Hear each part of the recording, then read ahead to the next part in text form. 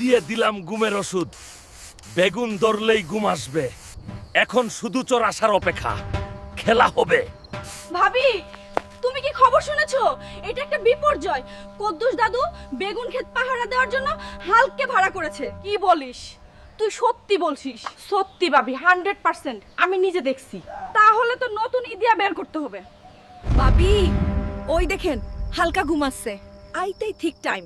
চলুন গিয়ে টু বেগ বেগুন নিয়ে সৎকে পড়ি। ও কি?